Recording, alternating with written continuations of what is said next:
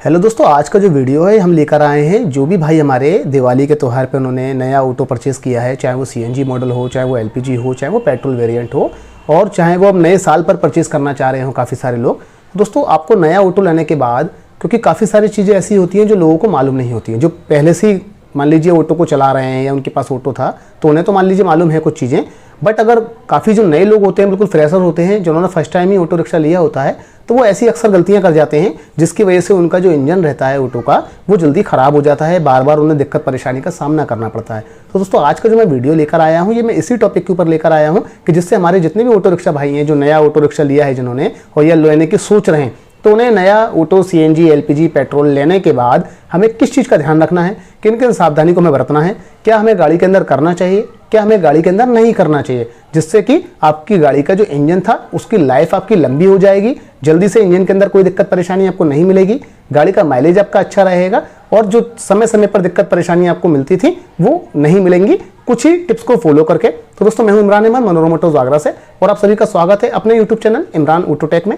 तो चलिए, सबसे पहले मैं आपको कुछ टिप्स बताऊंगा, बस आप उन टिप्स को फॉलो कीजिएगा जिससे कि आपका जो इंजन है उसकी लाइफ आपको बढ़िया मिलने वाली है। तो सबसे पहले मैं बात कर लेता हूं नंबर 1 टिप्स की। तो सबसे पहले आपको क्या करना है, जब भी मान लीजिए आप नया ऑटो परचेस करते हैं, नया ऑटो परचेस करने के बाद जब आप उसे घर लेकर जाते हैं तो एक बार गाड़ी को लगभग आधा घंटा करके 2 बार आप स्टार्ट करके छोड़ दीजिए, क्योंकि कंपनी से जब भी गाड़ियां आती हैं तो रमा होकर नहीं आती हैं।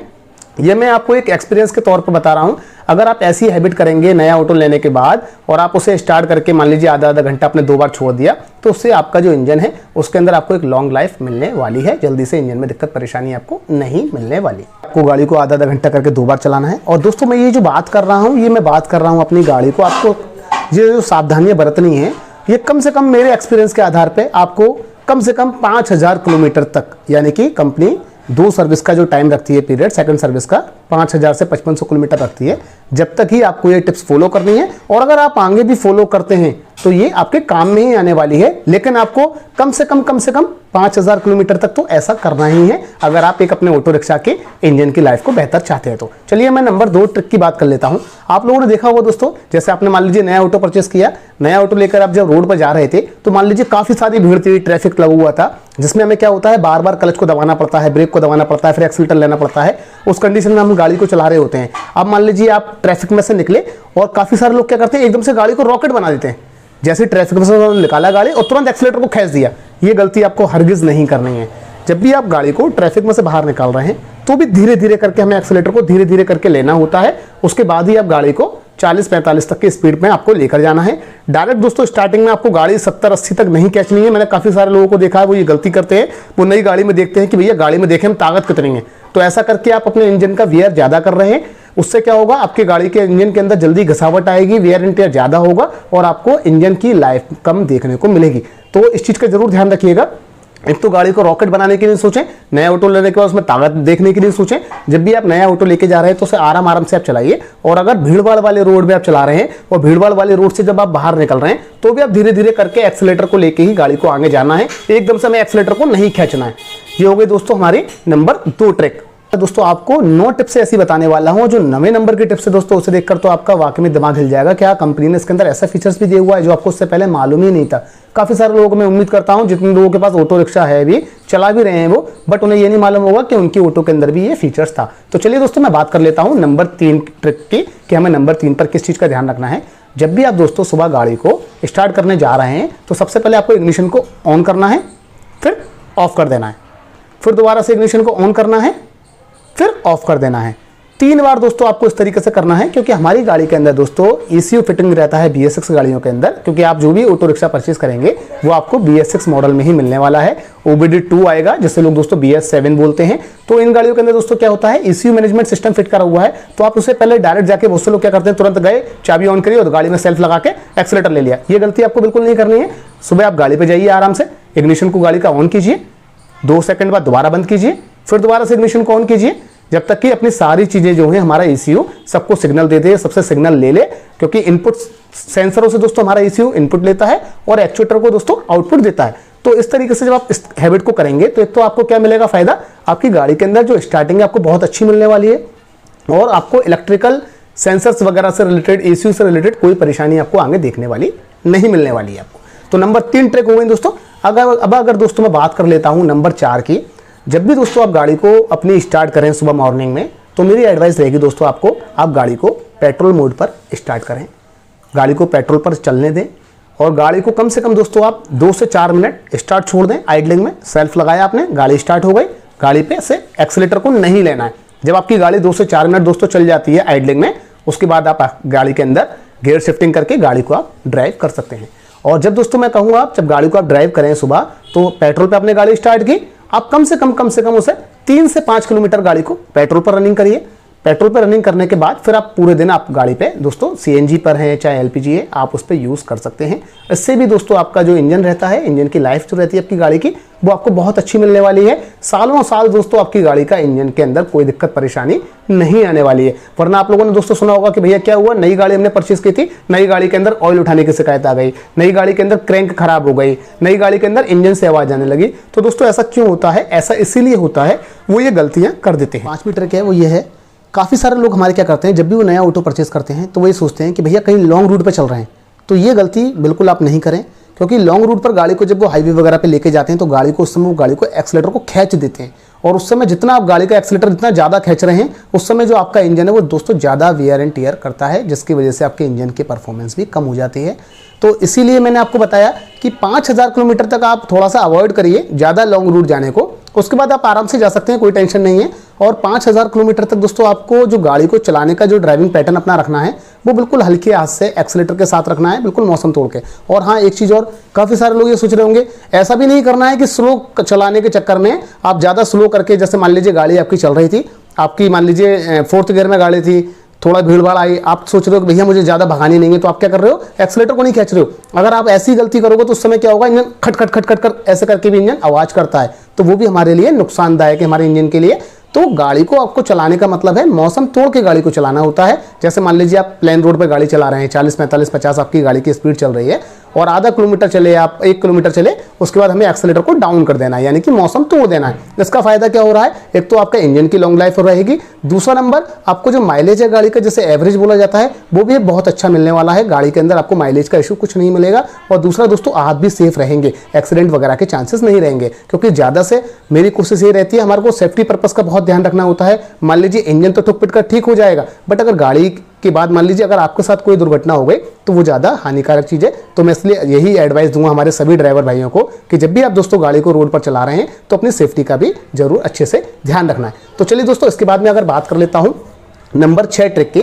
आप लोगों ने दोस्तों जब नया ऑटो परचेस करते हैं, आप किसी भी कंपनी से करते हैं, कहीं से भी आप गाड़ी का ऑटो लेते हैं, मान लीजिए ऑटो परचेस करते हैं, उस ऑटो के साथ दोस्तों आपको एक यूज़र मैनुअल मिलता है, जिसके अंदर दोस्तों आपसे आपकी नॉलेज के अकॉर्डिंग बहुत सारा उसमें डाटा रहता है कि हमें गाड़ी के अंदर टायर प्रेशर कितना रखना है ना, गाड़ी के अंदर इंजन ऑयल हमें कौन से लेवल तक होना चाहिए, ब्रेक ऑयल लेवल हमारा कहाँ से कहाँ तक होना चाहिए, गाड़ी को चलाते समय हमें किस चीज़ का ध्यान रखना चाहिए, गाड़ी की वारंटी हमें कितनी मिलती है, गाड़ी की वारंटी किस कंडीशन में मिलती है, सर्विस का शेड्यूल कितना रहता है, पहली सर्विस हमें कब मिलती है, सेकंड सर्विस का टाइम क्या रहता है, सर्विस फ्री हमें कितनी मिलती है, बैटरी की वारंटी हमारी कितनी आती है, टायर की वारंटी हमारी कितनी आती है, टायरों का रोटेशन क्यों किया जाता है ना।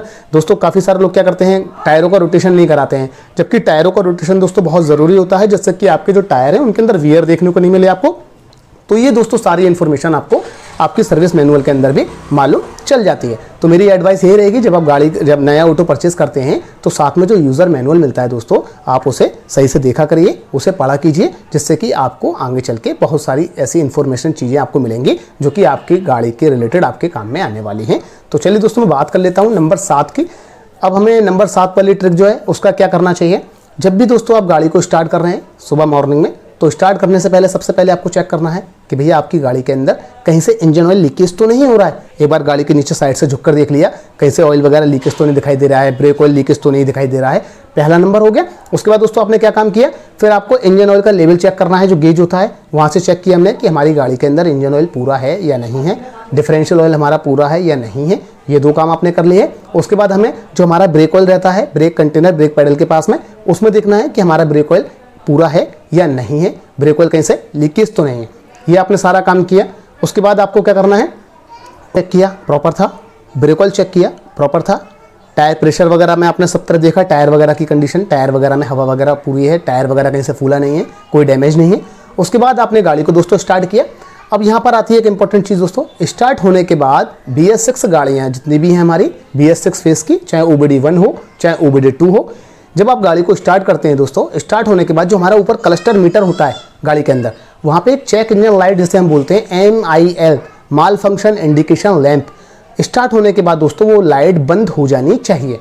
अगर स्टार्ट होने के बाद वो आपकी लाइट बंद हो रही है तो आपको इससे ये मालूम चल रहा है कि भैया आपका जो इंजन है वो इंटरनली अंदर से एकदम परफेक्ट है, कहीं कोई दिक्कत परेशानी नहीं है किसी भी सेंसर में, किसी भी वायरिंग में, किसी भी एक्चुएटर में। अगर मान लीजिए सपोज दैट आपने गाड़ी को स्टार्ट किया और स्टार्ट होने के बाद मीटर में चेक लाइट आ जाती है तो आपको तुरंत अपनी गाड़ी नज़दीकी सर्विस सेंटर के पास लेकर जानी है, जिससे कि कोई बड़ी समस्या आने से आपको बच सकते हैं। उसके बाद दोस्तों काफ़ी सारे ऑटो के अंदर एक इंजन ऑयल की सेंसर की लाइट भी आती है कि अगर आपके इंजन ऑयल मान लीजिए लेवल कभी कम हो जाता है तो वहाँ पे लाइट वो ग्लो कर जाती है। अगर कभी मान लीजिए चलते में आपकी वो लाइट ग्लो कर जाए, तुरंत आपको गाड़ी को रोकना है, साइड से गाड़ी को लगा लेना है और सबसे पहले आपको इंजन ऑयल चेक करना है कि गाड़ी में इंजन ऑयल ऐसा तो नहीं लीकेज हो गया कहीं से, ऐसा तो नहीं इंजन ऑयल है ही नहीं है, जिससे क्या है आपका इंजन सीज होने से बच जाएगा। इसके बाद आपने ये काम किया पूरा तरीके से। इसके बाद दोस्तों मैं बात कर लेता हूँ नंबर 8 ट्रिक के। काफ़ी सारे लोग क्या करते हैं दोस्तों, गाड़ी को लेते हैं, गाड़ी को लेने के बाद कोई ना गंदी जगह में कीचड़ मिट्टी में मान लीजिए कहीं से निकाल के ले जा रहे थे, बरसात का मौसम था गाड़ी का है ना, उसके बाद उन्होंने गाड़ी की वॉशिंग करा दी और खूब दबा दबा के गाड़ी के अंदर वो प्रेशर लगाते हैं। इस गलती को आपको नहीं करना है। ध्यान रखिएगा BS6 गाड़ियों के अंदर कभी भी आपको डायरेक्टली जो पानी का प्रेशर होता है वो किसी भी सेंसर पे, किसी भी एक्चुएटर पर नहीं मारना है, किसी भी इलेक्ट्रिकल कंपोनेंट्स पे डायरेक्ट पानी का प्रेशर नहीं मारना है, उससे आपको अवॉइड करना है, जिसका फ़ायदा ये होगा आपकी गाड़ी के अंदर इलेक्ट्रिकल फंक्शन में कहीं कोई दिक्कत परेशानी आपको नहीं मिलने वाली। अब मैं दोस्तों बात कर लेता हूँ, जैसे मैंने आपको बताया था एक बहुत ही इंपॉर्टेंट टिप्स जो कि नवी ट्रिक है। BS6 OBD2 गाड़ियों के अंदर भी दोस्तों जो उससे पहले वाला 2023 में जो मॉडल आया है, जिसमें आपने देखा होगा जब आप गाड़ी के अंदर एक्सीलेटर लेते हैं तो एक RPM की लाइट दी हुई है क्लस्टर मीटर में, वो लाइट जल जाती है। तो वो दोस्तों लाइट क्यों दी हुई है कंपनी ने, वही मैं आपको आज बता देता हूँ।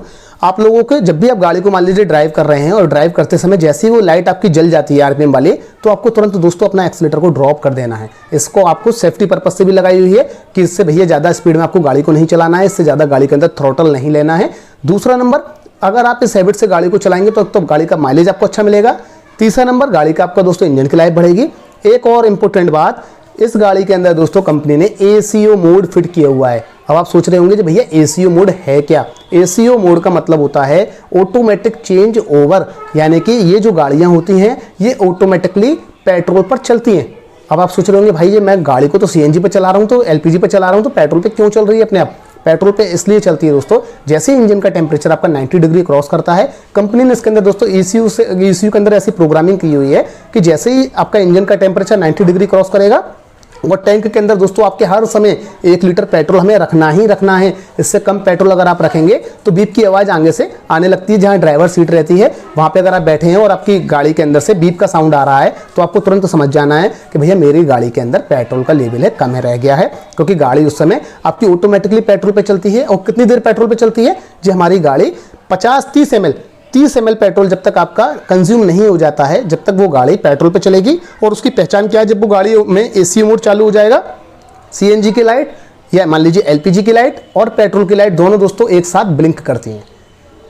और ऐसा करने का पर्पस ये था कि जिससे कि आपकी गाड़ी के अंदर जो पेट्रोल का इंजेक्टर है वो वर्किंग कंडीशन में रहेगा, फ्यूल पंप है वो वर्किंग कंडीशन में रहेगा, उसके अंदर जल्दी से फेलियर नहीं आएगा। BS4 गाड़ियों के अंदर जो कार्बोरेटर वाली गाड़ियां होती थी, कस्टमर भाई उसके अंदर क्या करते थे, गाड़ी को पेट्रोल पे नहीं चलाते थे, जिसकी वजह से जल्दी से उनकी गाड़ी के कार्बोरेटर खराब हो जाते थे, कार्बोरेटर सूखा चलने की वजह से। वही दोस्तों कंपनी ने सोचा कस्टमर का नुकसान नहीं होना चाहिए, तो उसके अंदर फ्यूल इंजेक्टर लगाया हुआ है, पेट्रोल वाला फ्यूल पंप लगा है, तो वो खराब नहीं हो। तो इसलिए अगर कस्टमर भाई मान लीजिए पेट्रोल पे गाड़ी नहीं भी चलाते हैं, लेकिन ये गाड़ी दोस्तों अपने आप ऑटोमेटिकली पेट्रोल पर कन्वर्ट होकर इन सब सारी चीजों को फंक्शन में लाती है, जिससे कि आपकी ये प्रॉब्लम गाड़ी के अंदर जैसे BS4 में आती थी कार्बोरेटर वगैरह खराब होने वाली, इसके अंदर आपका इंजेक्टर वगैरह फ्यूल पंप वगैरह खराब नहीं हो। बस आपको क्या करना है दोस्तों, हर समय गाड़ी के अंदर 1 लीटर पेट्रोल डालकर रखना है। उम्मीद करूंगा दोस्तों वीडियो आप लोगों को अच्छा लगा होगा, आपके काम में आने वाला होगा। काफी सारे सवालों के मैंने आपके दोस्तों उसमें जवाब दिए हैं, क्योंकि दोस्तों काफी सारे हमारे सब्सक्राइबर भाई, हमारे मेंबर्स, हमारे जो चैनल के मेंबर्स हैं, काफ़ी सारे उनके कमेंट आ रहे थे।